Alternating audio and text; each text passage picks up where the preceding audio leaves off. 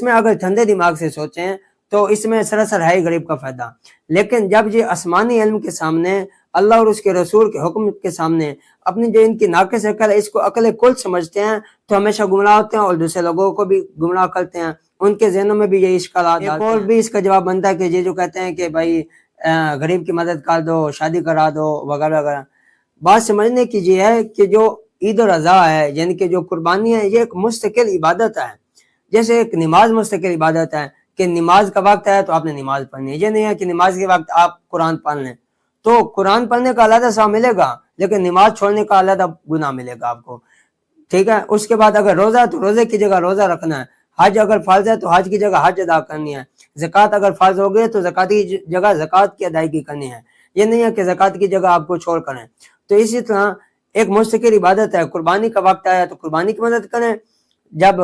غریب کی مدد کا وقت آیا تو غریب کی مدد کریں۔ ان کا اعتراض اس وقت بنتا ہے جب اسلام صرف قربانی کی اجازت دیتا ہے کہ بھائی صاحب لاکھوں جانوروں کو ذبح کر دو اور غریب کی مدد کی اجازت نہ دیتا، حالانکہ غریب کی مدد کا تو بہت زیادہ تاکید کی گئی ہے کہ بھائی صاحب حاجت مندوں کی مدد کرو، اور فرمایا گیا کہ یتیم کے بارے میں فرمایا گیا کہ جو شخص یتیم کی کفالت کرے گا وہ قیامت والے دن ایسے ہوگا، آپ صلی اللہ علیہ وسلم نے فرمایا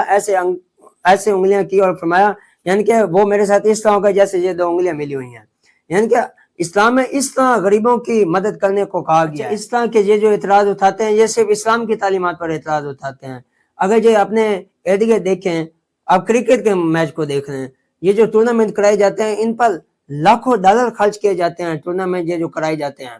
اچھا ایک قوم کا پیسہ بھی ضائع ہوتا ہے، وہ جو دیکھ رہے ہوتے ہیں، وقت بھی ضائع ہو رہا ہوتا ہے، اور اس کے بعد میچ کھیلنے کے بعد ہفتہ ہفتہ تو تبصروں میں چلا جاتا ہے، یعنی کہ آپ صرف پیسے پر دیکھیں تو کرکٹ کے میچ پر اربوں پیسے یعنی کہ نہ خرچ کیے جاتے ہیں۔ یہ نہیں کہتے کہ بھائی صاحب یہ جو پیسہ ادھر تم کرکٹ پہ لگا رہے ہو یہ غریب پر خرچ کر دو۔ آپ فٹ بال کو دیکھ لیں، اس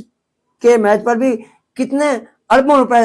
لگائے جاتے ہیں، تو وہ اس پر نہیں کہتے کہ بھائی صاحب یہ پیسہ ادھر غریبوں پہ لگا۔ ریسنٹلی واقعہ رونما ہوا ہے کہ ٹائٹن نامی آبدوز میں 5 آدمی بیٹھ کر جا رہے تھے ٹائٹینک جہاز کو دیکھنے کے لیے، وہ جو سالوں پہلے تباہ ہو چکا تھا ایک بے وجہ مقصد کے لیے۔ وہ جو ایک آدمی کی ٹکٹ تھی اس میں $2.5 लाख تھی، ٹھیک ہے، تو بندہ ان سے پوچھے کہ یہ جو ایک بے وجہ مقصد کے لیے 2.5 लाख انہوں نے خرچ کیا، تو اس وقت ان کی زبانیں نہیں کھلیں کہ بھائی صاحب یہ جو $2.5 लाख انہوں نے ادھر خرچ کیا یہ کسی غریب کی مدد کر دیتے ہیں۔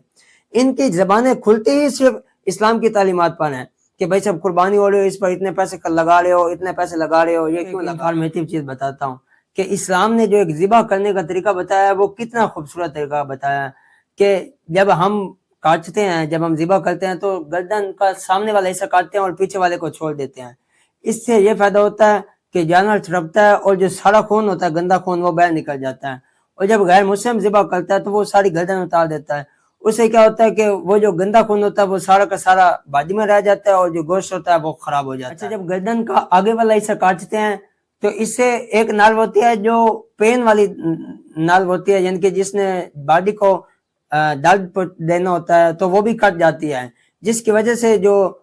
جانور ہوتا ہے اس کو درد نہیں ہو رہا ہوتا۔ ہاں جو ایک نال ہوتی ہے جو اس کو پھڑکنے دیتے ہیں، یعنی کہ نا جانور پھڑک رہا ہوتا ہے، تڑپ رہا ہوتا ہے، وہ پیچھے والی ہوتی ہے۔ اس کا مقصد یہ ہوتا ہے کہ جانور زیادہ سے زیادہ تڑپے جس کی وجہ سے جو خراب خون ہے وہ باہر نکل جائے۔ آخر میں یہ کہنا چاہوں گا کہ آپ اپنے آپ کو ایسے لوگوں سے دور رکھیں، یہ نہ ہو کہ یہ آپ کو بھی گمراہ کر دیں۔ وہ جو ایک اسلام کی عظمت آپ کے دلوں میں ہے، یہ نہ ہو کہ ان کے اعتراضات سن کر آپ کے دلوں میں وہ جو اعتماد ہے، وہ جو عظمت ہے وہ ختم ہو جائے۔ اور اس کے لیے علماء کا ہاتھ ہمیں اہل اللہ کی صحبت اختیار کریں، کیونکہ وہی آپ کو ایک صحیح اسلام کی طریقے پر چلا سکتے ہیں۔ ویڈیو اچھی لگی ہو تو شیئر لازمی کیجیے گا، لازمی ان دوستوں کے ساتھ جو اس طرح کے اعتراض اٹھاتے ہیں تاکہ وہ بھی سمجھے اور اللہ ان کو ہدایت دے۔ والسلام، پاکستان زندہ باد۔